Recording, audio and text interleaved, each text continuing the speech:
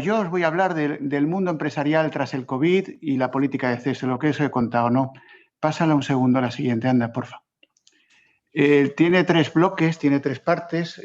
Cuando el mundo se paró, es la gran especialidad de los economistas, que os contemos lo que ya ha pasado, dicho en broma. La segunda parte, que es contaros el futuro que viene, que es lo que se nos viene encima, para bien o para mal. Y la tercera parte, pues es en qué podemos colaborar, en qué estamos, ¿no? Pásame una más. Dicen que una imagen vale más que 1000 palabras y pues un pobre señor enfermo, al principio en China, siendo evacuado por 3 sanitarios totalmente cubiertos. Esa imagen podía ser perfectamente... Déjalo, ya está arreglado. Gracias.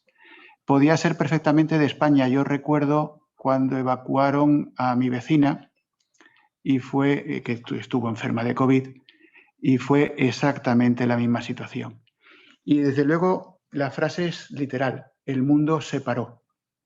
Yo tuve por algún motivo que bajar a Madrid, yo vivo en Alcobendas, en los momentos peores del confinamiento y no había en la calle nadie. Y nadie es nadie. El mundo literalmente se paró, ¿no? ¿Qué pasó? Pasa a la siguiente, por favor. Pues que estuvimos cerca de 4.000 millones de personas confinados, que se dice rápido. 4.000 millones de personas de una forma u otra, más laxo o más estricto, metidos en casa.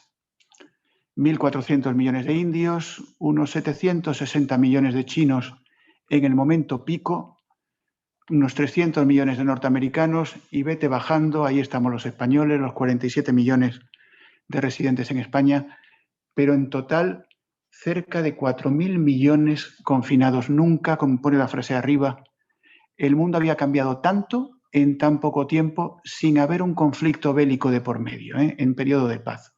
Pasa una. Y desde luego la carátula del Economist, el close, ese que te pone con el globo terráqueo, es tremendo, ¿no? ¿Qué pasó? Que hubo un impacto sobre la oferta y un impacto sobre la demanda.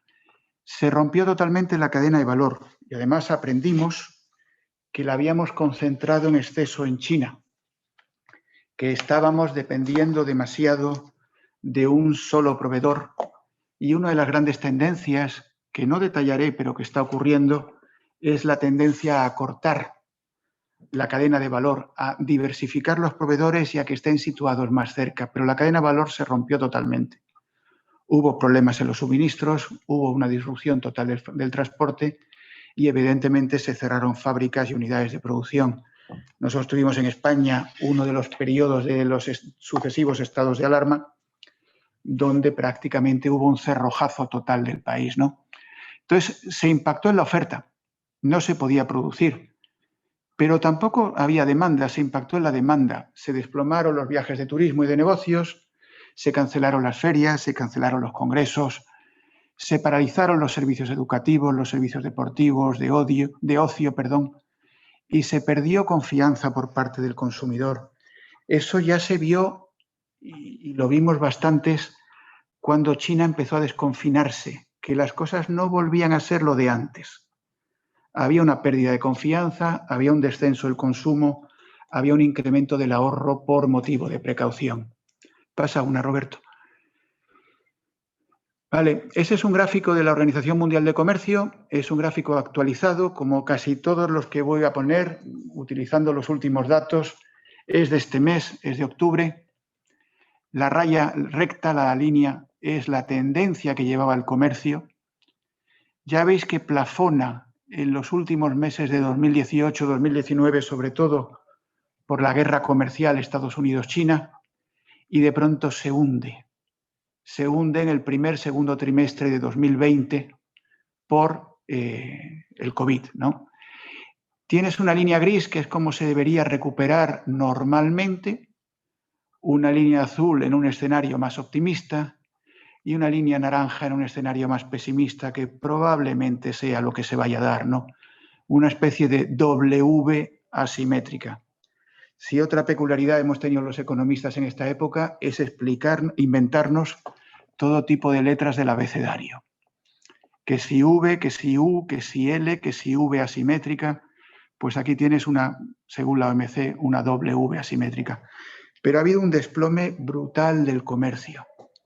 Hay una tendencia en la prensa nacional y en el debate nacional y en el debate político a fijarse solamente en España, a decir que somos lo peor, tal, y en algunos casos lo somos, y os lo voy a enseñar. Pero bueno, la exportación, el comercio, ha tenido el mayor descenso trimestral jamás registrado, ha caído un 14%, en Europa ha caído un 24%, en Estados Unidos ha caído un 21%. Nuestro país en algunos casos ha llegado a caer el 28%. No estamos muy lejos de todo lo demás de las caídas, ¿no? La idea general es que en el 2020 va a caer un 9% y que ya en el 2021, en un entorno mejor, debería recuperarse un 7%, ¿no? Si ha habido algo que puede impactar es cómo va a ser esta segunda ola, ¿no? Si el confinamiento es importante, el crecimiento en el 2021 puede caer 2-3 puntos sobre las previsiones actuales. Si hay una vacuna, el comercio y el crecimiento pueden subir entre 1 y 3 puntos. De ahí los distintos escenarios. Va a depender, ¿no? Pásame una. Si hubo un impacto curiosísimo, fue la demanda de petróleo. Fue un factor que se vio muy claro cómo había impactado el COVID. En el pico llegó a caer 30 millones de barriles al día, llegó a caer un tercio de la demanda mundial. Ahí lo tenéis en colores, cuánto cayó la demanda europea, cuánto cayó la demanda china. Voy de arriba abajo, Europa, China, India, Estados Unidos, el resto del mundo, ¿no? Pero en unas semanas cayó un tercio de la demanda mundial del petróleo y si me pasas una, se ve el impacto en los precios, donde hubo un momento, yo le preguntaba a mis analistas qué está pasando, me decían que era difícil de explicar, pero era clarísimamente un overshooting de los mercados, ¿no? Que se estudia, que se dice, hubo un momento en que yo me llevaba un barril de West Texas Intermediate en el mercado a futuros y me pagaban $40 por llevarme el barril de petróleo, lo cual no es absurdo, no, es lo siguiente absurdo, pero pasó. Eso ya se ha ido superando, ya se está en unos valores más razonables, pero desde luego la disrupción que hubo fue brutal y el mercado del petróleo quizá es el ejemplo más claro, ¿no? Pásame una. Este es muy curioso, este gráfico, todos lo son. Se va muy atrás en el tiempo, es del Banco Mundial y va prácticamente a 1870, a la época de la Guerra Franco-Prusiana, y lo que te dice es el número de economías sobre el total del mundo que estaban en crisis a la vez, en recesión. Tenéis dos picos allá por los años 10, 20. El primer pico es la Primera Guerra Mundial y el segundo es la gripe española, que tuvo su impacto y en alguna que otra conferencia os he enseñado gráficos de ese impacto. El gran pico es la Gran Recesión, como no. Luego viene la Guerra Mundial, luego va cayendo, la crisis de distintas que hubo. La última, la del 2008, es el último pico, pero en el penúltimo, perdón, pero fijaos en el último, que es el actual. Nunca, nunca, nunca más del 90% del PIB mundial ha estado a la vez en crisis, en recesión, que es lo que se está dando ahora. Hay una contracción, como pone el recuadro rojo, totalmente sincronizada en el mundo. Estamos todos en crisis. ¿Cuánto ha caído? Siguiente página, porfa. Pues entre el segundo trimestre del 2019 y el segundo del 2020, en ese año, pues ha caído prácticamente en todos sitios. El único que se libra es China y el único que se va a librar de la recesión este año es China. De los que más, la India y España. Reino Unido también, muy cerca de España. Francia, México, Italia. Han caído prácticamente todos. Nosotros caímos un 20%, casi lo mismo que el Reino Unido, un poquito menos que la India. Y el PIB mundial está cayendo, según los últimos datos, va a caer en torno a un 5%. El de Estados Unidos, un 9,5%, que tampoco es poco, ¿no? Entonces, una recesión importantísima. Ponme una más. Ahora, ¿se está recuperando el optimismo? Pues antes de los rebrotes, y este quizás sea de los pocos que no está plenamente actualizado? La respuesta es sí. La V, la famosa V, y aquí ni asimétrica ni nada, V, es perfecta. Estos son los índices de los gestores de compra, los PMIs. El compuesto que está en verde no se ve apenas, pero podéis ver el de manufacturas y el de servicios, cómo cayeron, servicios más, y cómo se habían recuperado. Y si veis el de la derecha, que es muy curioso de ver, o a mí me lo parece, son las ventas minoristas. En algunos países, tipo Francia, el verde, se habían recuperado incluso a niveles superiores a antes del COVID. Lamentablemente el azul en España no. Era el único que no estaba en niveles previos al COVID. Los demás todos estaban en niveles previos o superiores, ¿no?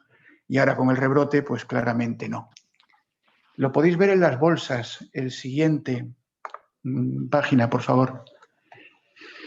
El más alto, el Standard & Poor's, la bolsa de Estados Unidos, que está cotizando o estaba cotizando en niveles incluso superiores antes de la crisis.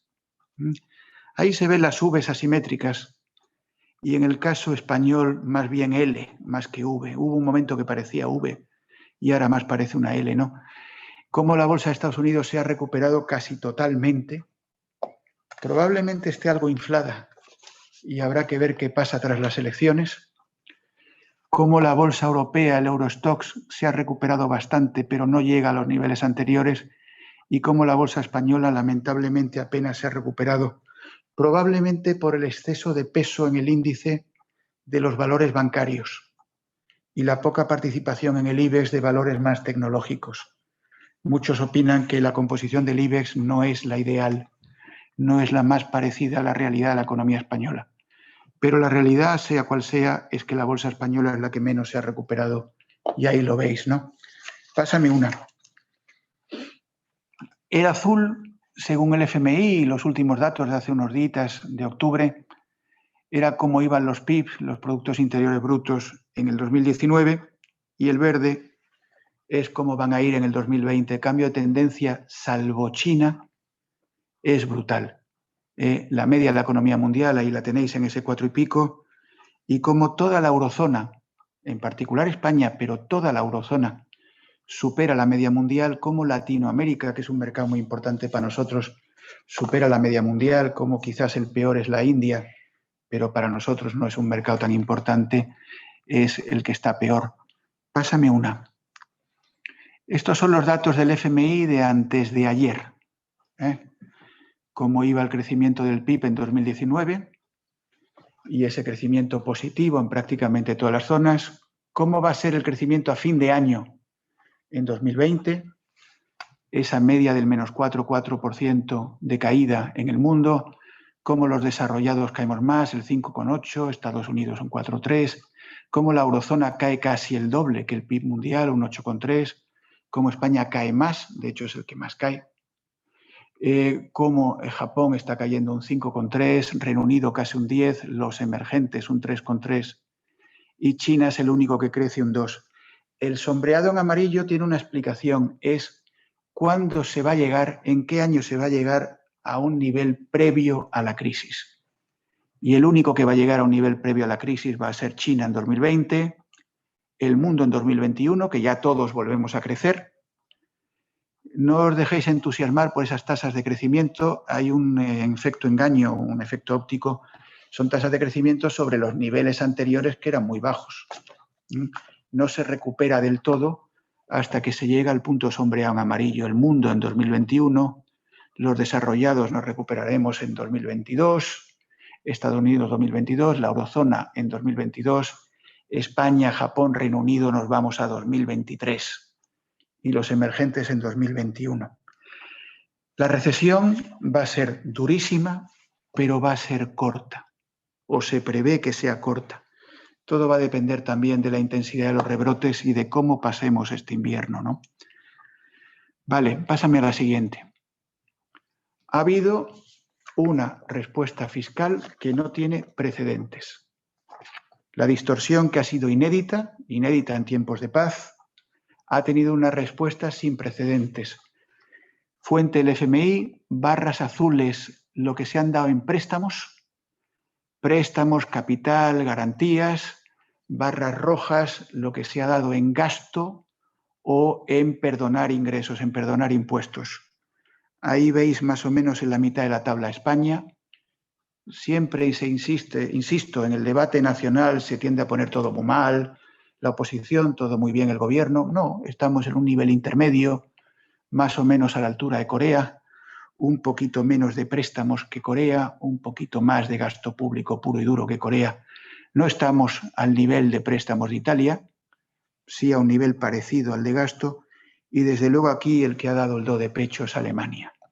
Alemania ha sacado la cartera y ha gastado todo lo que había que gastar también porque se lo podía permitir, ¿no? La parte derecha de la tabla iba un poco en quién se lo puede permitir y quién no. Pues los países menos desarrollados, los LLDCs, apenas han sacado respuesta fiscal. Los emerging markets, los mercados emergentes, menos. El G20 más. Y las economías avanzadas, las advanced economies, las que más, ¿no? Pásame una, por favor. Otra gran diferencia es la intervención de los bancos centrales. Frente a lo que pasó en la crisis anterior, han actuado rapidísimo y además en un volumen muchísimo mayor. El naranja es la Fed, el azul es el Banco Central Europeo. Fijaos un poco, un segundo, en el Banco Central Europeo y en lo que se gastó en la crisis anterior y veréis cómo realmente hasta 2015 no empezó a meter de verdad dinero en el mercado. Hasta entonces las intervenciones fueron muy limitadas, salvo el famoso verano del 2012, cuando Draghi dijo aquello de hará lo que sea necesario, el whatever it takes, ¿no? La Fed, en cambio, empezó a meter dinero mucho antes y con mucha más claridad. Ahora el Banco Central Europeo está reaccionando más rápido, aunque de nuevo la Reserva Federal le lleva a la delantera, ¿no? La Reserva Federal se ha gastado en esta crisis muchísimo más que en todo lo que tenía en balance al inicio de la crisis. Dos objetivos: mantener la liquidez de los bancos y comprar la deuda de los gobiernos. Y eso ha hecho que se pueda hacer un gasto público y una intervención monetaria sin precedentes, ¿no? Y ha sido lo que ha sostenido muchísimo el sistema y no ha hecho que la crisis sea todavía peor. El siguiente, por favor. Unas son las estimaciones de la OCDE de junio, con una posible W clarísima en el escenario de doble impacto. La otra son las mismas estimaciones por la OCDE hechas ahora, en septiembre, hace un mes. La línea azul es la línea de base, la línea roja es el escenario optimista, la línea, bueno, y en el de la derecha la azul, y el verde es el escenario pesimista. ¿Cuál es la diferencia entre uno y dos? Que ahora el pesimista se ve bastante menos pesimista. Se ve que sanitariamente la enfermedad se está atacando mucho mejor, que hay más medios, que hay más mascarillas, más EPIs, más tratamientos. No hay vacuna todavía, pero sí hay más tratamientos y eso se ve en las tasas de mortalidad de la enfermedad, que son mucho menores y por tanto el impacto se prevé menor. Pero desde luego al nivel base, al nivel 100, en el escenario base, en el rojo y en el verde, se tarda bastante en llegar y en el verde mucho más, ¿eh? Y el optimista, no sé yo sería pesimista en ese sentido, yo casi lo descartaría. Me movería más entre el rojo y el verde. Vale, pásame una. Vale, ese es el peso del turismo en España, barra verde. En Portugal, en Grecia, la naranja y la roja, que son los únicos que nos superan, y el resto pues tienen menos peso en valor relativo. En valor absoluto, somos un país con 85 millones de turistas. Política aparte, con el turismo parado, es imposible que la economía española vaya bien, por mucho que digan unos u otros una cosa u otra. Pásame una. Pásame una presentación, por favor. Ahí veis en naranja cómo iba la entrada de turistas el año pasado y en rojo cómo va este año. Barra gráfico a la izquierda en personas, gráfico de la derecha en gasto. El año pasado a estas alturas habían llegado a España 58 millones de turistas. A estas alturas han llegado a España 16 millones. hay 42 millones de turistas menos. Y eso, quieras o no, se tiene que notar. Ha habido meses, ahí los tenéis, abril, mayo, donde el turismo ha sido prácticamente cero. El volumen de gasto, veis en la otra gráfica que ha caído un 73% frente al año pasado, y eso se nota sí o sí. Siguiente, porfa. Os puso, para no poneros que si el gobierno, que si tal, que si cual, os estoy utilizando siempre datos neutrales, os uso las previsiones del Banco de España, con un escenario más suave, el 1, con un escenario más duro. En los dos escenarios, el Banco de España prevé rebrotes de la enfermedad. Simplemente en uno los prevé más moderados, más confinados, más atajados, más trazados, con el famoso trazabilidad de la enfermedad, los rastreadores, y en el escenario 2 los ve más generales, ¿no? En el 1 el PIB nos caería este año un 10% y la deuda pública se nos va a un tope del 116 del PIB. En el 2 el PIB nos cae un 12 y pico por ciento y la deuda pública se nos va a un 120% del PIB. En ninguno se llega hasta 2023 hasta el nivel de renta anterior. Los dos se va recuperando, en uno más rápido, un poquito más rápido, en el otro un poquito más lento, ¿no? Pásame una. Y esto es lo que hay. ¿Qué es lo que viene? Pues lo que viene, pásame otra, es una serie de cosas que ya estaban y una serie de cosas que vienen nuevas. Y algunas que se acentúan, o casi todas que se acentúan. Ninguna es nueva 100%. Pásame una. La primera es que de esta crisis vamos a salir mucho más endeudados que antes. Y ya estábamos endeudados.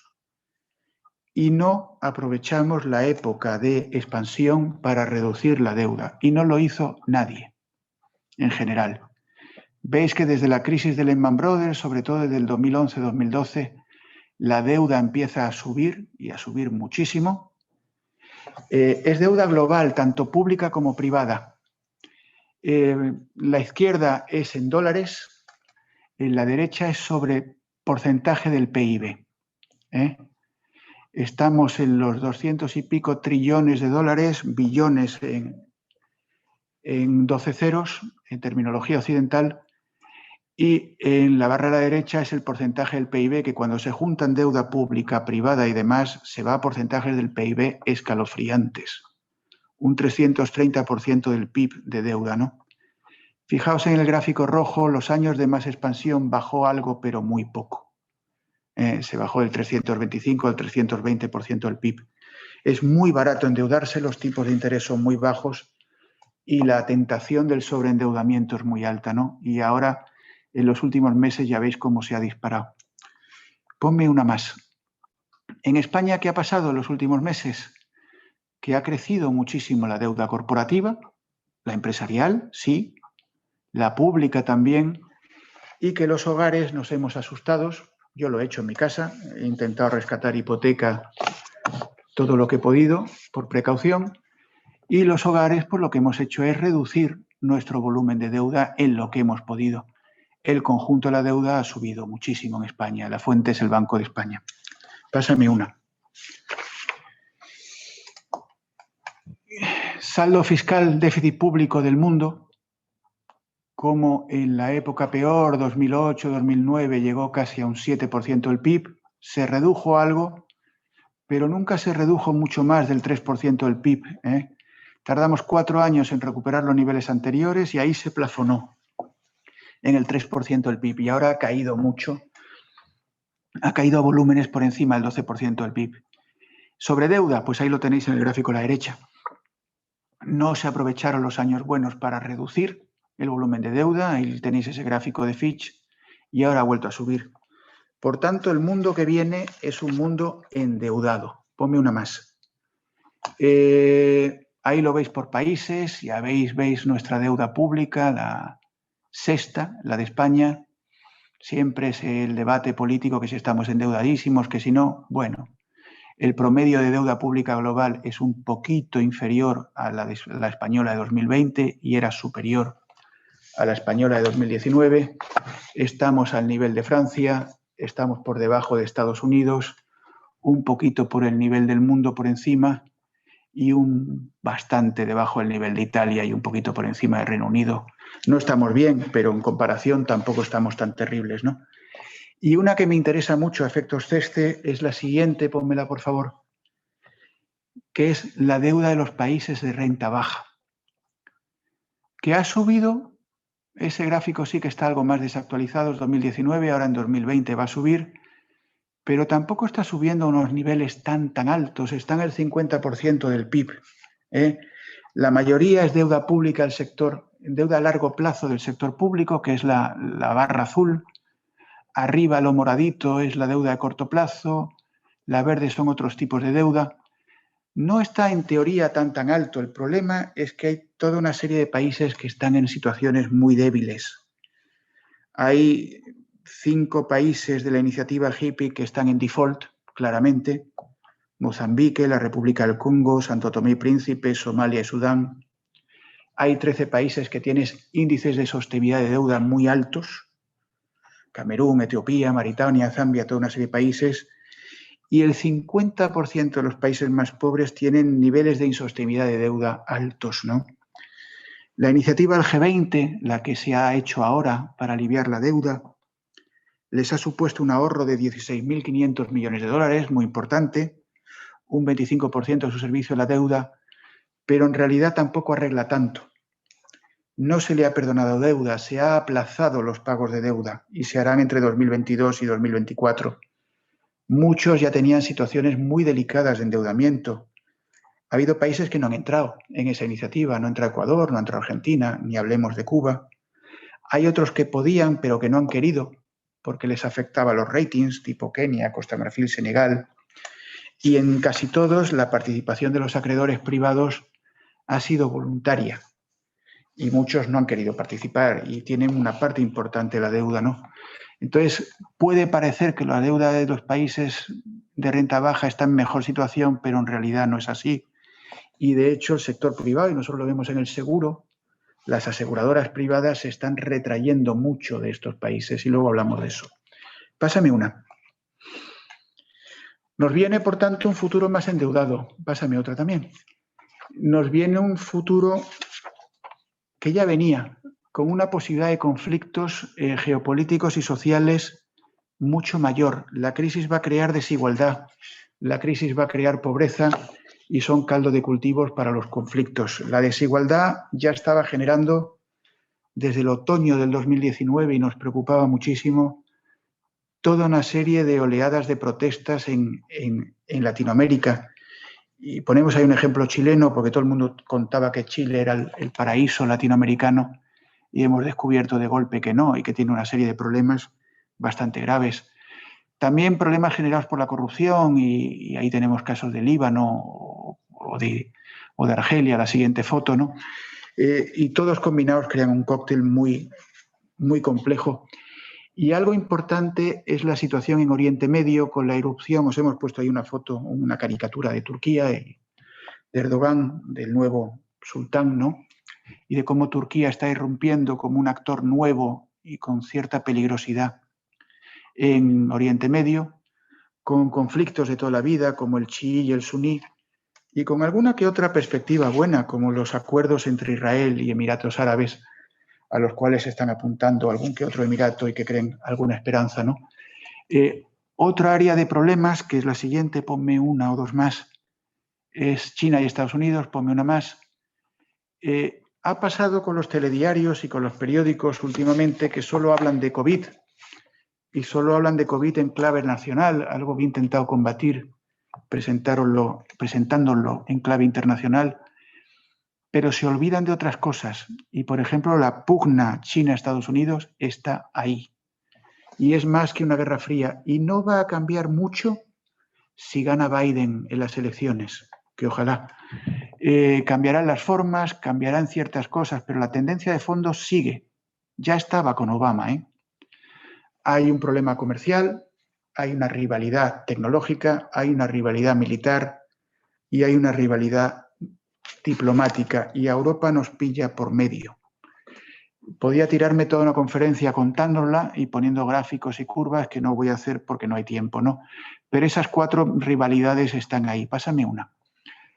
La comercial es importantísima. China exporta a Estados Unidos 540.000 millones de dólares. Estados Unidos exporta a China 120.000. Alemania exporta a China cerca de 100.000. Y ha habido una pugna comercial donde casi 3/4 partes del comercio chino estaba sometido a aranceles incrementados. Íbamos camino de un choque violentísimo.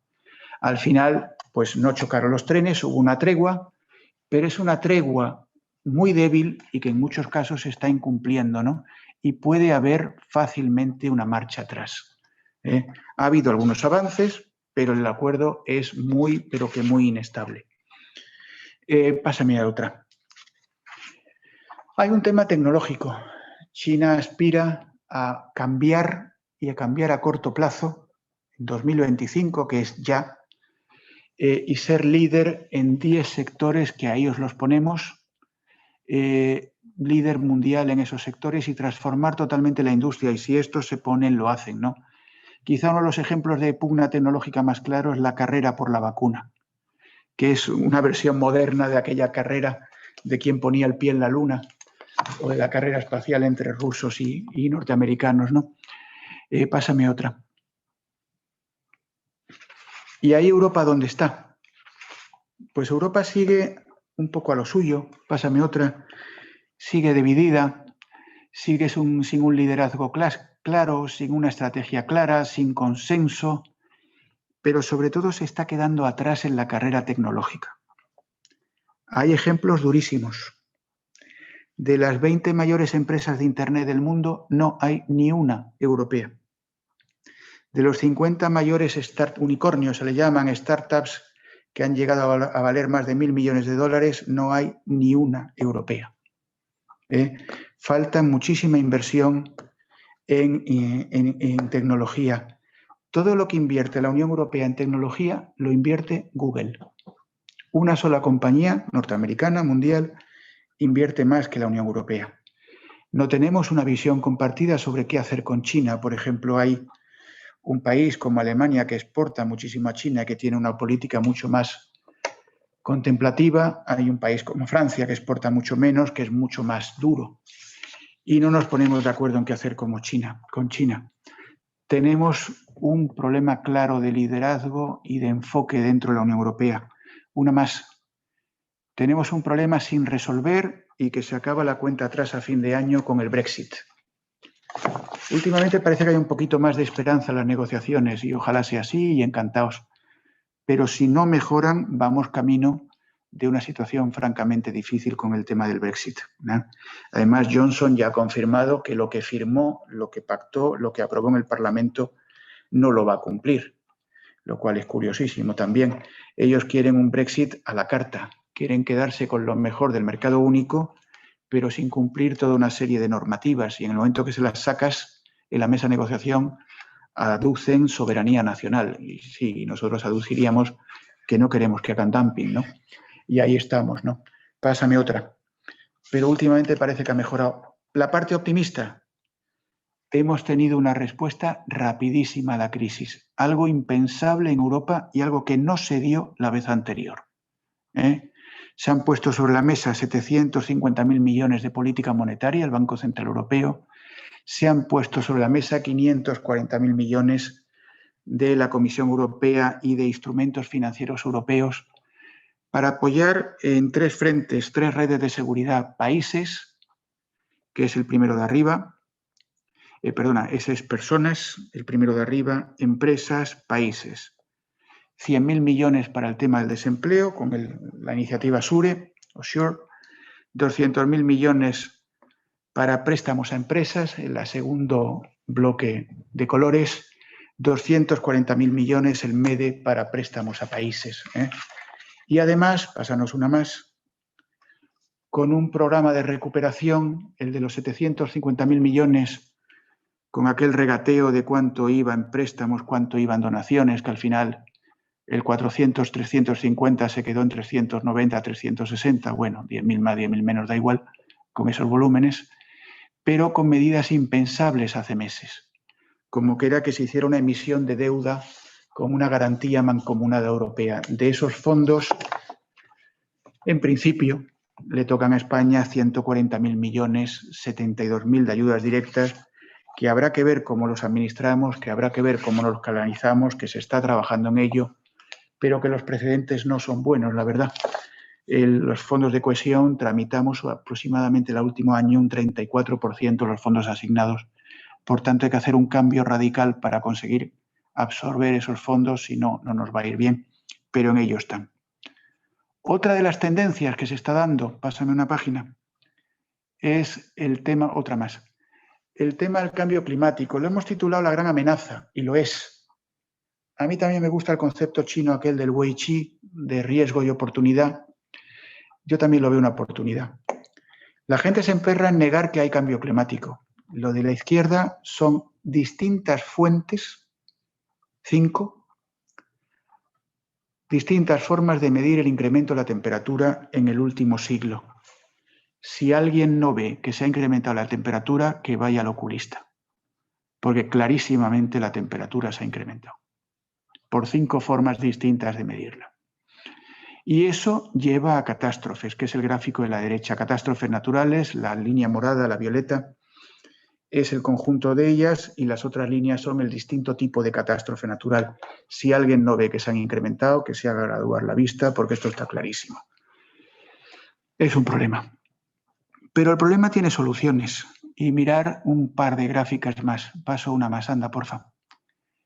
Eso es cómo los costes de producir electricidad con tecnologías ambientalmente amigables, sostenibles. Veréis una raya gris sombreada horizontal. Ese es el coste medio de producir la electricidad con combustibles fósiles. Claro, originalmente muchas tecnologías en 2010 no eran competitivas.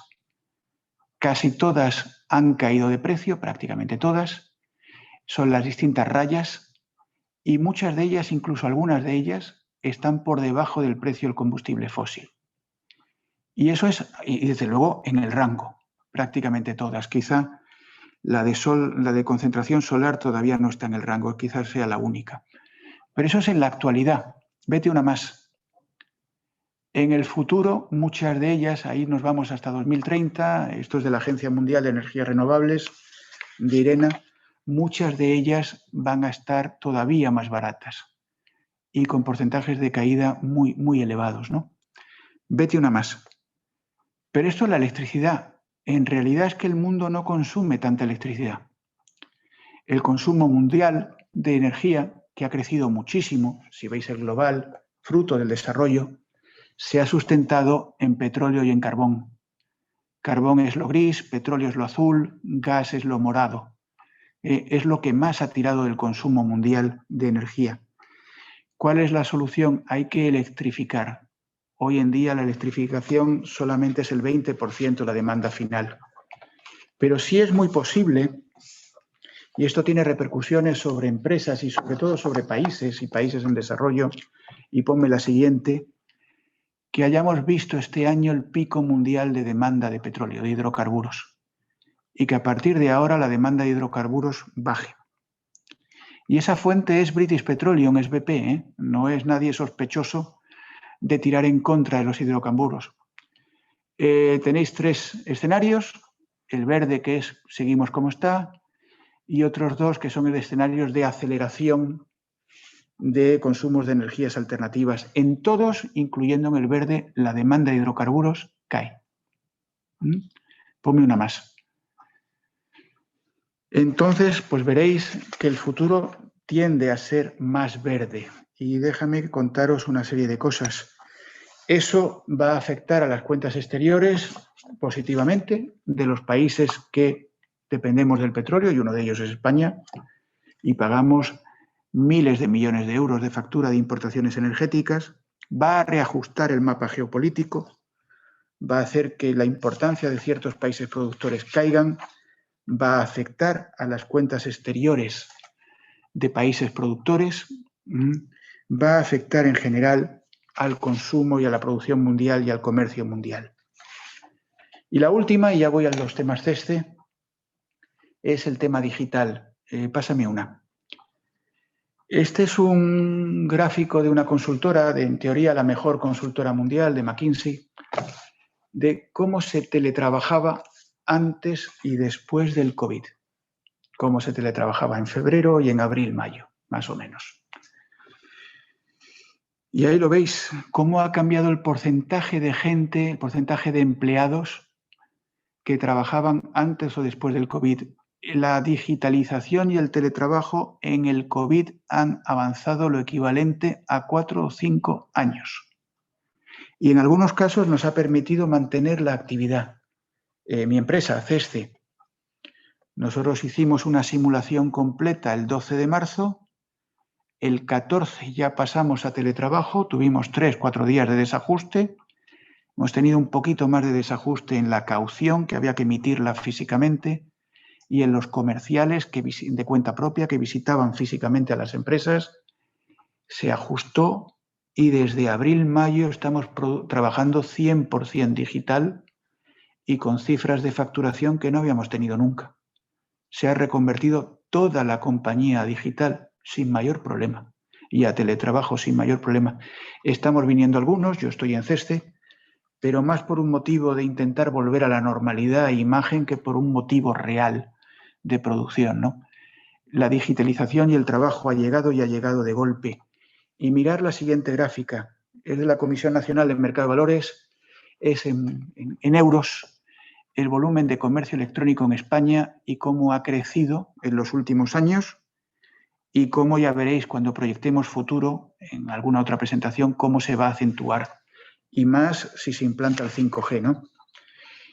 Dos más, una más, ahora y luego tal. Bien, nos da nuevas oportunidades de negocio, nos permite automatizar procesos, nos permite una comunicación más directa. Yo tengo mis dudas si personalizado. Al final estás viendo una pantalla, para mí eso no es personalizado, pero bueno, es más directo. Te introduce la parte de los cons, te introduce mayor competencia, te transforma el empleo. Me resisto a creer que destruya empleo. Siempre que se hace una innovación tecnológica vienen los miedos de se destruye empleo. No. Conforme la economía crece, los empleos se crean. Lo que se van es a transformar. Y te crea un enorme riesgo en las empresas, que es la seguridad digital, que hay que vigilar cada vez más, ¿no? Última de este bloque y concluyo. Hemos sufrido, hemos vivido un momento histórico. Se lo vamos a contar a los nietos, lo decía yo en un vídeo una vez. Hemos convivido una distorsión sin precedentes. Nunca ha habido una cosa igual, no habiendo una guerra de por medio. Quizás no hay que irse un siglo a la gripe española. Te mete una crisis brutal, brutal. Lo que estamos padeciendo no tiene nombre, sin precedentes, como decía antes, pero va a ser una crisis mucho más corta, o esperamos que sea una crisis mucho más corta. Y se ha notado una respuesta fiscal y monetaria rapidísima y muy contundente a todos los niveles. Para los países en desarrollo por parte del FMI, por parte del G20, para los países desarrollados por los bancos centrales, por la Unión Europea, por las autoridades nacionales. Y nos podamos pasar 3 horas debatiendo si hemos reaccionado más o menos que los demás. Da la impresión que un poco menos, pero tampoco tan menos, ¿eh? Y a nivel europeo muchísimo más. Desde luego va a dejar cambios y cicatrices.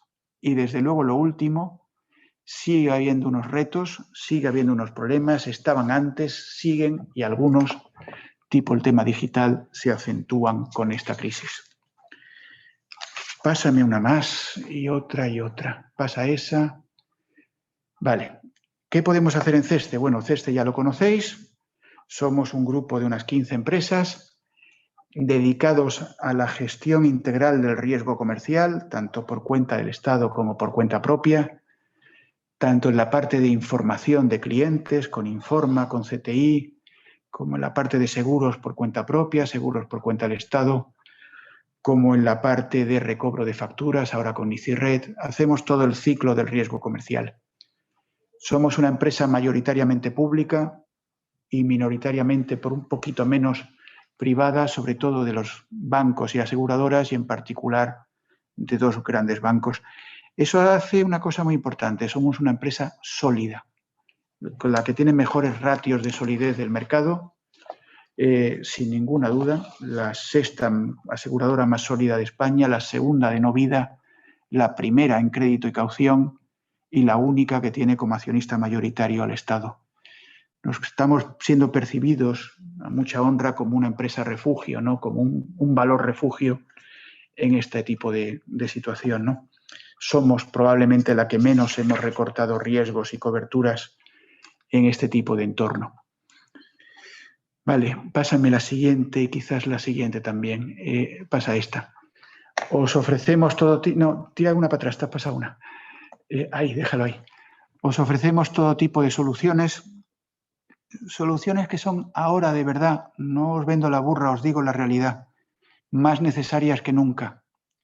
Vuestra contraparte comercial va a seguir siendo el mismo Juan Rodríguez o José Sánchez o Inés Pérez de toda la vida. Va a ser vuestro cliente toda la vida, os va a comprar como toda la vida, pero no tiene las finanzas que tenía el año pasado, ni tiene la situación de negocio que tenía el año pasado. Y su nivel de riesgo, lo siento, se ha incrementado. Y la solución más sensata es buscar formas de externalizar ese riesgo, sea con nosotros o sea con quien sea. Nosotros ofrecemos toda una serie de soluciones completas, a la carta, con factoring, sencillas, declarando a los clientes, sin declarar a los clientes, combinadas con información de Informa, como el PAN 40, combinadas con financiación, sin combinar lo que queráis. Pero desde luego es muy recomendable en este entorno asegurarse. La siguiente. Ofrecemos soluciones por cuenta del Estado, que ya la sabéis. Y la última, y con esto acabo, hemos sacado toda una serie de medidas para hacer frente al COVID. No nos hemos estado quietos. Y os cuento las que ya están en vigor, lo que llamamos primera reacción, las que ya están acordadas y están llegando, y no os cuento todo un tercer bloque que estamos todavía en discusiones, ¿no? Sacamos la línea del COVID, complementaria a la del ICO, la importante es la del ICO, no lo niego, es totalmente así.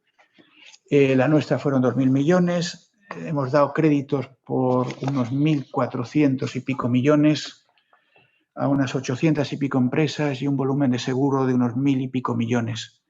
El más pequeño 35.000 euros, el más grande 70 millones de euros, focalizados en empresa exportadora. Y han tenido, yo espero, bastante utilidad, o por lo menos así nos lo han dicho todos los usuarios. Hemos flexibilizado la posibilidad de reestructurar operaciones y le hemos dado muchas más facilidades. Aquel que tenga una operación con problemas, que venga y que le escuchamos. Es mucho más sencillo si no tiene quita, si no hay ningún tipo de condonación de deudas, más complicado si lo tiene. Pero si no tiene quita, se le busca una solución, que además es un gran cambio en todo el sector y sobre todo en los bancos frente a la crisis anterior, donde ahora estamos dispuestos a ver soluciones y no nos emperramos en cobrar al contado. Hemos incrementado las atribuciones de CESCE, hemos cambiado los modos de aprobación de la CRE virtual y aprobación delegada en CESCE para incrementarlo y que la aprobación de nuevas operaciones sea mucho más ágil y más rápida. Un cambio muy radical, muy importante, es que a corto plazo, en países desarrollados, si el sector privado por algún motivo falla, podemos dar la cobertura por cuenta del Estado. Y ya lo estamos haciendo. En operaciones de porcino en China, en operaciones de suministros industriales en Europa o en Estados Unidos se puede hacer.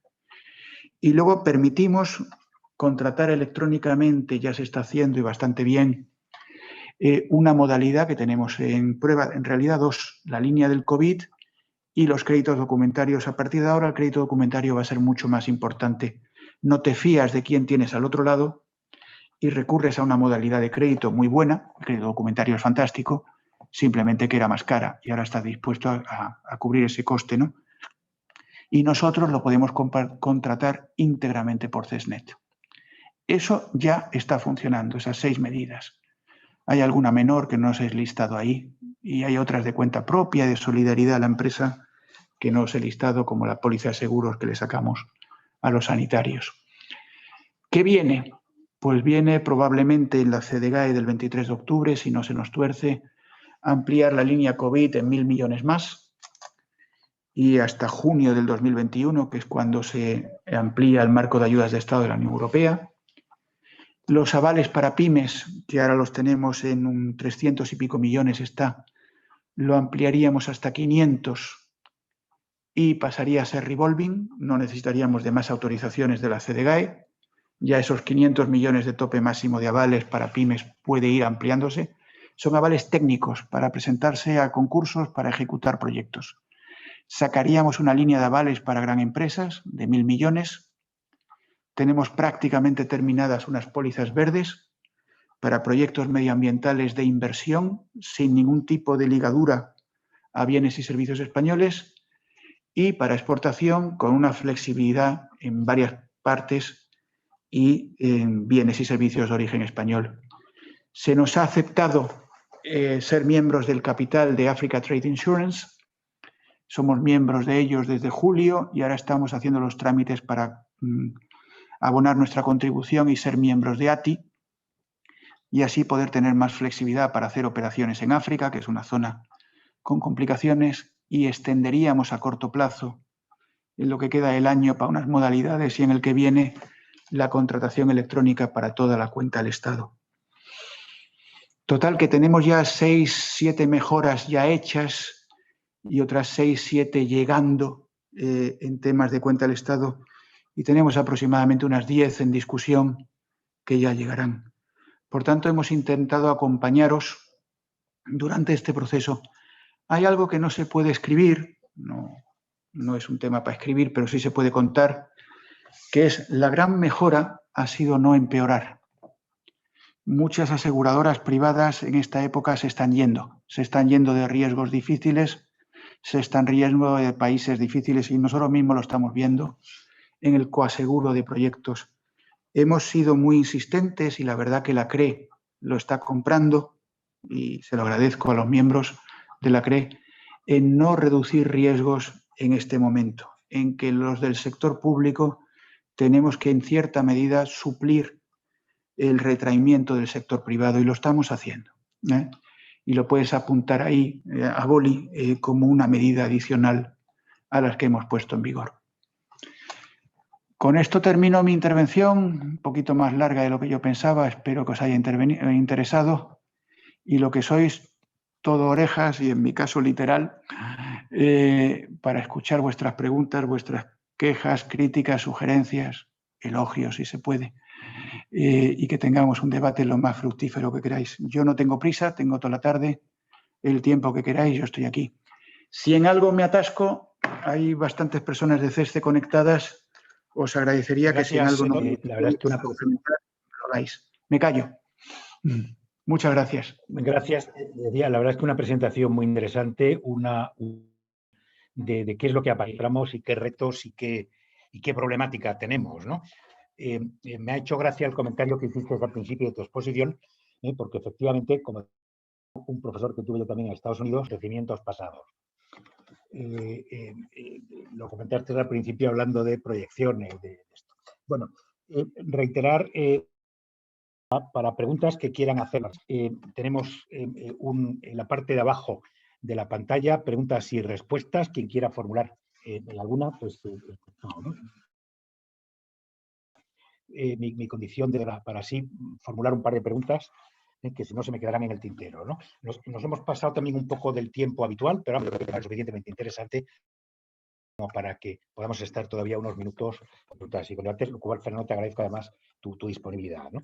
Y mi pregunta va o mi comentario, ¿no? Si nos pudieras hablar algo sobre qué está pasando con otras aseguradoras o qué percibís, ¿no? En el mundo de la Unión de Berna y en el mundo de las aseguradoras de seguro de crédito con el tema de impago, de retrasos, qué problemáticas, dónde está habiendo más problemas, qué consejos, ¿no? Podéis darnos a los exportadores, ¿no? Pues te cuento. Mira, y ahí me voy más a cuenta propia que a cuenta del Estado, pero también en cuenta del Estado se está dando. Sorprendentemente, no tenemos impagos. Tenemos incluso una situación ligeramente mejor que la de antes de la crisis. En cuenta el Estado, sí, ha habido un par de casos de países que tenían problemas de antes, Argentina, Cuba, que ya claramente han dejado de pagar, pero el problema ya venía de antes. Y el resto no estamos teniendo un incremento de impagos, no. Tanto en privado por cuenta propia, como en clientes privados de cuenta del Estado, como en clientes públicos de cuenta del Estado.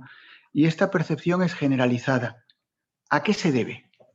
Se debe al doping, que le llamo yo, de las ayudas públicas, de los préstamos en nuestro país y en impagos privados, de las líneas del ICO sobre todo. Han creado un efecto beneficioso brutal. Han conseguido que la cadena de pagos se interrumpa lo menos posible. Y algunos grandes clientes, sobre todo el sector del oil and gas, sí se están retrasando los pagos y eso conlleva retrasos en cadena, dado la situación de precios del petróleo que se ha dado, pues es lógico, pero no se ha llegado al nivel de impago, o a niveles importantes de impago. Entonces, sorprendentemente, no está habiendo impagos. Se debe a las medidas monetarias, a las medidas de liquidez por los equivalentes al ICO. ¿Qué se teme? Además, los economistas en esto nos inventamos palabras, ¿no? Ahora le llaman el cliff effect, el efecto acantilado. Se teme que una vez que se quiten esas medidas financieras, aparezcan los impagos. En las líneas del ICO, con algunos bancos que he hablado, se le tiene miedo o se tiene precaución a qué va a pasar cuando acaben los periodos de gracia de los créditos que han dado. Supongamos un crédito a 4 años con 1 año de gracia, pues a partir de abril habrá que ver exactamente qué pasa. Sobre todo si la economía no se ha recuperado para entonces, que esperemos que sí. Pero de momento no está habiendo tanto impago y sí ha habido algunos retrasos en algunos sectores concretos, ¿no? 2 excepciones más. Obviamente el turismo y la hostelería están peor. Lo que pasa que en el caso de mi empresa, nosotros en CESCE, tanto en cuenta propia como en cuenta del Estado, no estamos tan presentes en esos sectores. Nosotros somos sobre todo una empresa aseguradora de empresas industriales de tamaño medio grande, industriales y constructoras. Es nuestra especialidad.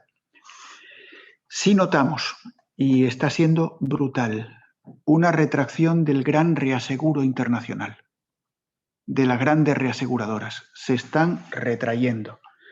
Y eso va a llevar en cadena un recorte de cobertura de los seguros y un recorte y un incremento de precios de los mismos.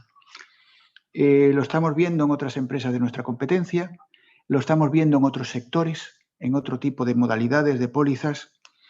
Nosotros intentamos hacerlo lo menos posible y nuestra solidez y nuestra prudencia ahí nos ampara.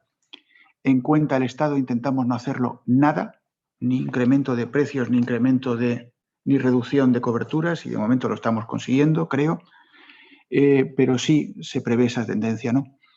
¿Qué aconsejamos? Lo que os he contado antes, y con la compañía que sea y con el método que sea. Y soy aquí con mucho gusto comercial de crédito caución, de Solunion, de Cofas o de otro tipo de soluciones financieras. Lo que me importa es el cliente. Lo que os he dicho antes, la persona que tenéis enfrente probablemente parezca la misma que antes del COVID, pero no lo es. Financieramente no lo es. Y además no lo sabéis. La mayoría de las finanzas se basan en análisis de balances. Es como operamos los financieros, entre los que me incluyo, analizando balances auditados. Luego lo complementas con planes de negocios, lo complementas con otra cosa, pero la base es el análisis de balance. El análisis de balance auditado que hay ahora mismo circulando es el balance de 2019. Perdón, no vale. Ha cambiado radicalmente la situación.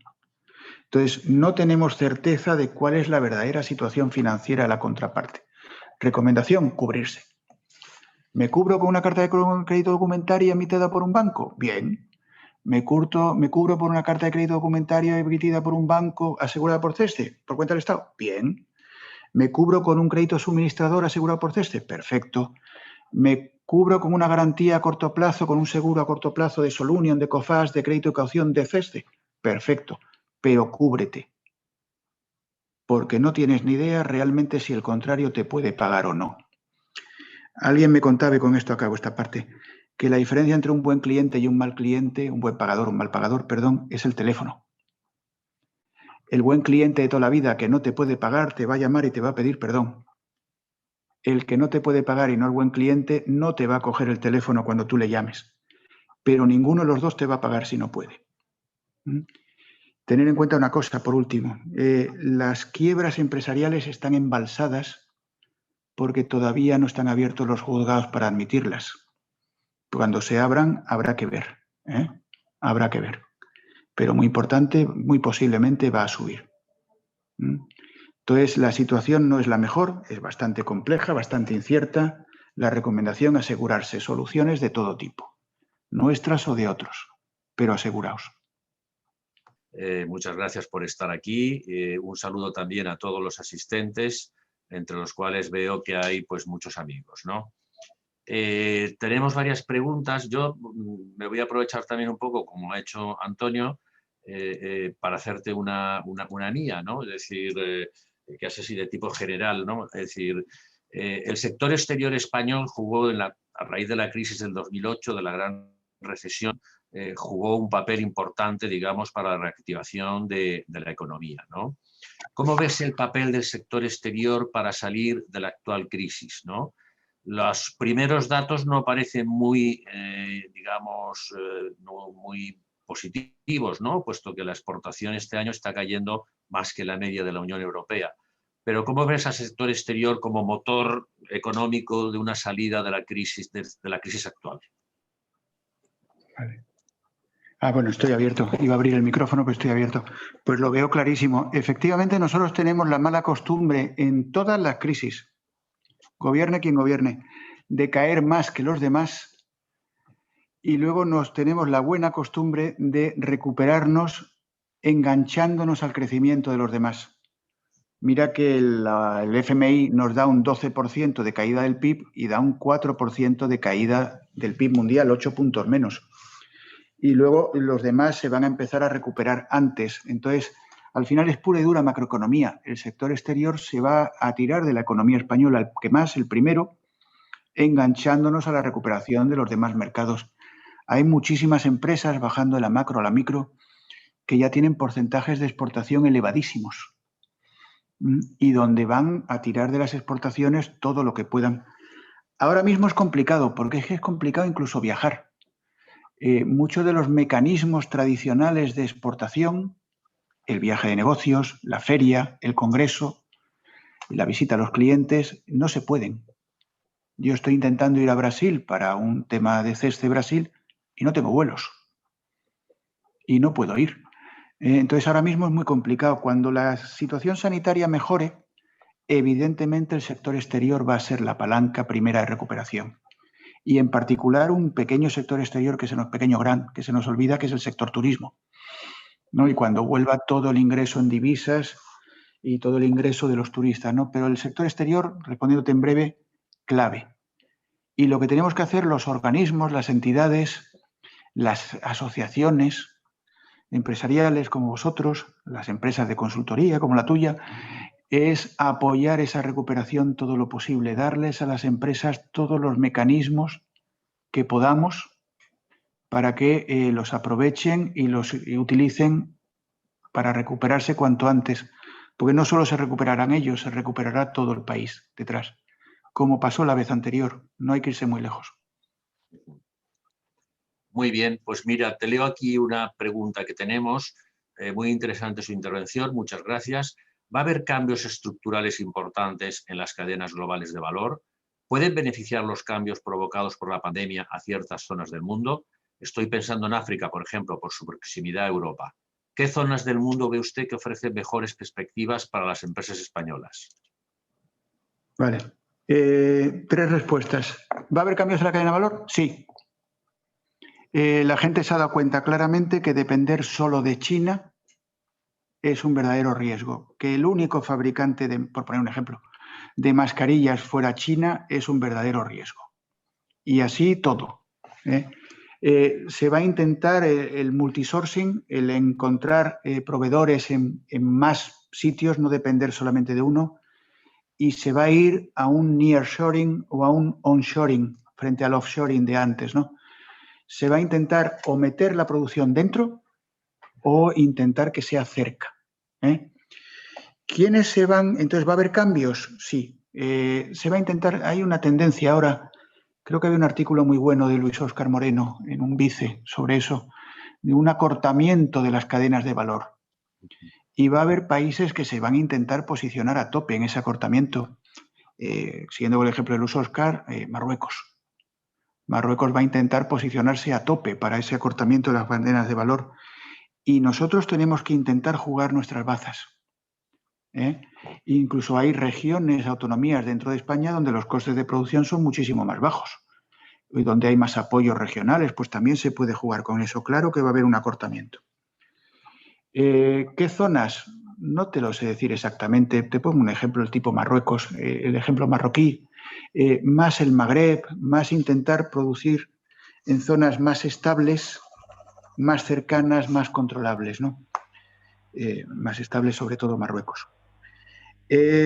Asia, lo veíais en los gráficos que os proyectaba, venía sobre todo China, pero en una escala muy parecida, Corea, Taiwán, Hong Kong, Singapur, otros países de ASEAN, van a ser los primeros que se recuperen.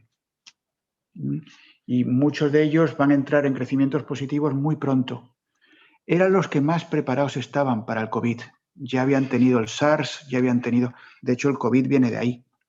Como al parecer vino de ahí la gripe española también, de trabajadores chinos en campamentos militares del ejército de Estados Unidos. Luego se le llamó española por otro tema. Entonces, lo que más rápido se va a recuperar es Asia.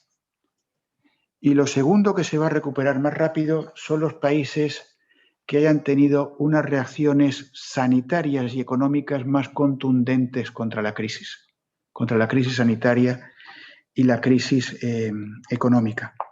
Lamentablemente, muchos países del sur de Europa y muchos países de América Latina vamos a sufrir más y vamos a sufrir más tiempo.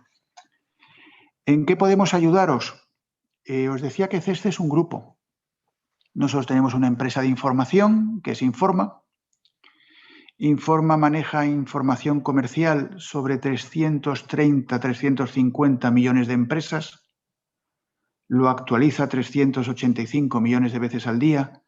Pues si vas a tratar con una empresa de cualquiera de estos países, búscate el informe de Informa. Más con contratos de esos de tipo Open y tal, pagas una vez y accedes a todos, ¿no? Con nosotros, combinado con pólizas de CESCE, por 40 euros te damos hasta 2.500 informes, los que tú elijas. Entonces, utiliza la información comercial, utiliza el seguro, utiliza facilidades de factoring, colócanos la factura a nosotros y que nosotros te la abonemos al contado. Estamos abonando en el día, en 0,7 días, y el riesgo de impago ya es nuestro. Utiliza las cartas de crédito, apóyate los instrumentos que tiene CESCE o que tienen los bancos o que tiene nuestra competencia, lo insisto, apóyate en algo, ¿no? Esa sería la respuesta, más o menos. Muy bien. Hay aquí una pregunta muy concreta. ¿Cómo va a funcionar la línea de avales para pymes? Muy fácil, como ya funciona. La línea de avales para pymes lleva ya 4 vueltas. Empezamos por 100 millones y ya la hemos repuesto 4 veces. Y ahora simplemente, sin que haga falta, porque no se ha agotado la 4ª vuelta, la reponemos una 5ª y la hacemos revolving. O proponemos al gobierno que nos apruebe en la CDGAE del día 23 ese cambio. Y funciona como ahora. Son avales dados por los bancos para empresas pyme o no cotizadas o mid-caps que se presenten a concursos, que se presenten a proyectos y que necesiten el aval de licitación, el aval de ejecución, el aval de garantía, los distintos avales técnicos que necesita un proyecto. La única diferencia que puede haber entre la línea anterior y la actual, que en teoría no existe, pero en la realidad sí que existió, es que en la anterior ya estábamos tendiendo a porcentajes de cobertura con el banco de 50-50. Ahora entendemos que la peora de la situación, el empeoramiento de la situación de las empresas, el mismo hecho de las fusiones bancarias que hace que los límites de riesgo en realidad se reduzcan en algunos casos, en los casos fusionados, lo que vamos a hacer es incrementar los porcentajes de cobertura. Antes El 50-50 ya actualmente ya no va a ser lo habitual, en algunos casos sí. Ahora será más habitual el 60 por parte de CESCE, el 40 por parte de los bancos. Pero el funcionamiento muy sencillo, el que ya existía, con un porcentaje de cobertura un poco mejor. La línea de pymes, y acabo, ha funcionado fantásticamente bien. Ha apoyado a un montón de empresas pequeñas a obtener contratos por encima de su posibilidad financiera, que no técnica, y hemos tenido una siniestralidad bajísima. La verdad que ha sido un gran éxito. Lo que lo queremos es extender, hacer revolving y ampliar a las grandes empresas y complementar con la liquidez. Nos sale un paquete de 2.500 millones de euros, que no es poco. Es un paquete bastante importante para CESCE, muy grande, desde luego. Pues vamos a ir, Fernando, si te parece, a las dos últimas preguntas, puesto que nos hemos pasado bastante del tiempo que solemos dedicar a estos webinarios, ¿no? Ya lo siento. Aquí hay una pregunta, no, pero ha sido muy interesante, ha valido desde luego la pena. Aquí hay una pregunta que dice, ¿existe efectivamente un problema de falta de unidad en la política europea hacia China? ¿Pero cree que en España hemos reflexionado lo suficiente acerca de las implicaciones de las inversiones chinas, la pérdida de control de sectores estratégicos que suponen? Sí se ha reflexionado. No, la pregunta es complicada y tú lo sabes mejor que nadie. Tanto Enrique como yo hemos sido consejeros comerciales en China, distintas épocas y distintas Chinas, pero los dos hemos vivido en aquel país y lo hemos pateado y sabemos un poco de lo que hablamos. Sí se ha reflexionado, eso sí, y se ha intentado poner algún tipo de limitación. De hecho, ahora con la pandemia hubo reales decretos leyes y hubo medidas donde se han puesto mayores restricciones a la compra, a la adquisición de empresas estratégicas por parte de inversores estratégicos, extranjeros. Y eso es así, es una realidad. Y además no es un movimiento único de España, lo han hecho muchos países europeos. Ahora tienes empresas muy importantes a precio de ganga. Y puedes tener inversores de este tipo de países, no solo de China, que te las compran por precios irrisorios. Pero es que en la realidad práctica, si no hay un comprador español, que siempre es lo que se intenta, que haya un socio industrial español, que le aporte futuro, que le aporte viabilidad, que le aporte un plan, si no hay un socio industrial español es que no te queda más remedio. Entonces, reflexionar sí, poner medidas también, pero al final la realidad de los hechos te lleva a muchas de las cosas que están pasando, que no son tantas. Lo que pasa es que los casos son muy famosos, pero en realidad no son tantos. Y te respondo a la pregunta complicada. Muy bien. Bueno, pues la última pregunta, que también tiene, creo yo, su complicación. Dice, se ha puesto de moda hablar de desglobalización. ¿Cree usted que es una tendencia que va a durar a largo plazo? Yo creo que no. Yo creo que el mundo se ha vuelto global y el mundo global lo vuelve la tecnología. Mira, yo la primera vez que estuve en el exterior, que fue con una beca del ministerio, me llegaba un periódico que se llamaba El País Internacional con 2 semanas de retraso, un resumen semanal de noticias que hacía El País.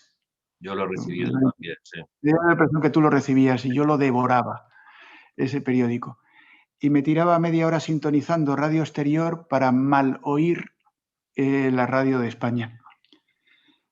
Cuando ya estuve en China, yo veía el telediario en vivo y en directo y manejaba mis cuentas en los bancos en vivo y en directo, videoconferenciaba en vivo y en directo. La tecnología ha hecho el mundo global. Ha hecho una aldea global, que lo llaman, ¿no? La desglobalización no va a llegar. Lo único que puede haber es un freno a corto plazo del ritmo. Un freno a corto plazo del ritmo, pero una marcha atrás yo no la veo. Sinceramente no. Ya. Bueno, pues yo creo que con esto vamos a dar por terminada la sesión. Muchas gracias de la verdad a Fernando Salazar por haber estado hoy con nosotros. Yo creo que ha sido una intervención muy interesante. De luego tu repaso que has hecho de la evolución de las tendencias globales, de económicas, etcétera, creo que ha sido muy, muy interesante. Ha sido útil la información que has dado sobre la política de CESCE. Pues la verdad es que muchas gracias por haber estado hoy aquí con nosotros, ¿no? No sé, Antonio, si quieres decir, a pesar de tus problemas de conexión, si quieres decir algo. Nada, simplemente agradecer, Fernando, la intervención, así, de nuevo, gracias. Y nada, y agradecer también a Iberglobal esta iniciativa que llevamos haciendo ya unos cuantos meses con el Club de Exportadores, por haber asistido, que espero que haya sido tan interesante como a mí al menos me ha resultado la presentación de Fernando y el debate, ¿no?, que ha habido después. Oye, pues, por mi parte, muchísimas gracias a todos. Vale. Por mi parte, para concluir, muchísimas gracias a todos, gracias a Iberglobal, gracias al Club de Exportadores, del cual somos socios y colegas y compañeros, y muchas gracias a los servicios de CESCE que han preparado la presentación, que han trabajado para hacerla. Yo soy simplemente el portavoz, pero la gente de Cuenta del Estado, del Departamento de Riesgo País, Pablo Arjona en particular, que es el analista que lo ha preparado, muchísimas gracias a ellos. Sabéis que sacamos una publicación semanal, Claves de la Semana, que la movemos en redes sociales, en Internet, os la mandamos a los que estén interesados y ahí vamos resumiendo cómo va evolucionando el mundo cada semana y os lo recomiendo mucho. Hacemos un estudio anual, panorama. Tenemos distintos mecanismos de información gratuita y de una calidad, la verdad, impresionante. Entonces, muchísimas gracias a vosotros y muchísimas gracias a mi equipo. Muchas gracias y bueno, y buenas tardes a todo el mundo y hasta cualquier otro momento, hasta muy pronto.